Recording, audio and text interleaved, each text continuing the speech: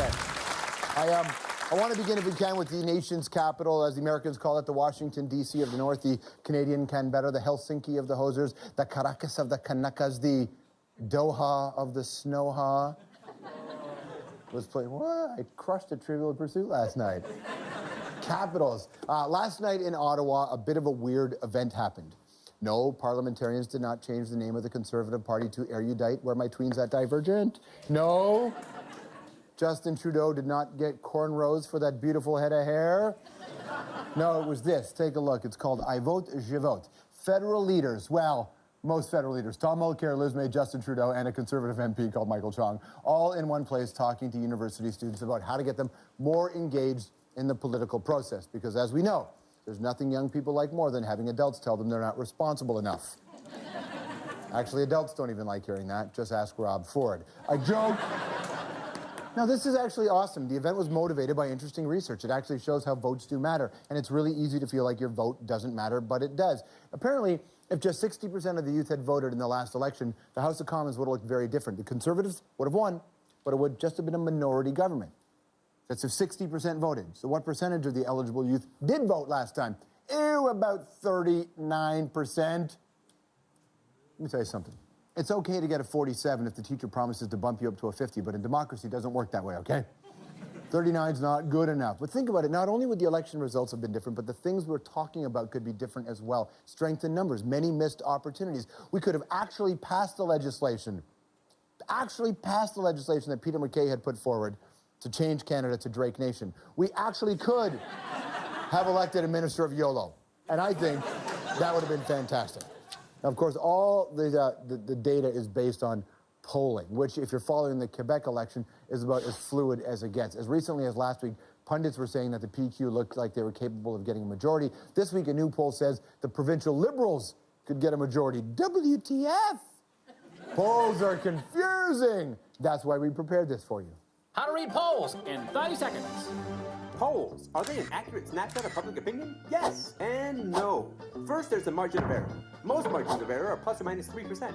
That means that the poll number may be off by 3 points, up or down. So if a poll number is at 30%, it's accurate somewhere between 27 to 33. That's a snapshot than a nice painting. Here that a poll is accurate 19 out of 20 times means that if they did the poll over again 20 times, they'd expect to get the same answer 19 times, which means that there's a 5% chance that your results could be way off. So not a nice painting, more like a drawing. How to read polls in 30 seconds. And I bet that totally helped. My friends, it's time for another edition of Today in Gay. Today in Gay. Today in Gay. Even though George is not gay, not that there's anything wrong with that, but why would I even have to offer the disclaimer? You know we're good, right? Today in Gay. Love you guys. Now, what do we know about same-sex marriage in most organized religion? That the two generally don't mix especially well, like oil and water. They go together like chocolate and peanut butter, except the peanut butter is peanut butter that you can't actually see, and you just have to have faith that the peanut butter is there and expect everybody who doesn't believe in the peanut butter to believe in it anyway, and allow you to make laws that said the peanut butter's there, even though nobody can prove the peanut butter's there, even though science says there's no peanut butter.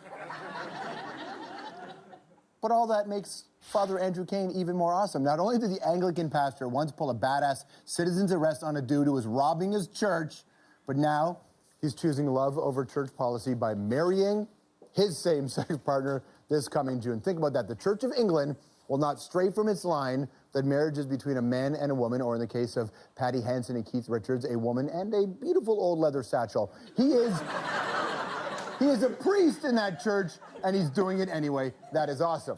Now, I've made my views on country music pretty clear over the past 20 years I've been on the air. The Man in Black, Johnny Cash, Waylon Jennings, Willie Nelson, Tammy Wynette, all that. Awesome. New country or anything like it, a drone strike. However, I stand by that. I love positive impact. This is Steve Grant. Take a look at Steve Grant. Steve is openly gay in a genre that is not exactly synonymous with gay friendly, right? Because nothing is straighter than a bunch of guys in leather and cowboy hats. Well, he had a huge YouTube hit with the song called All American Boy. It's a song about a young gay guy pining for his straight friend. Now, his Kickstarter drive to fund a full album is one of the website's 5 most successful music campaigns ever. His goal was 81 grand, Steve Grant, 81 grand. Now he's at over 260,000. That is amazing. I will say this, when he wins his first country music award, will he be the first country music star not to thank God? He probably will. Openly gay artists are a factor in rock and roll, hip-hop, dance music, pro sports, and now country. You want real progress? Polka. That's your debrief.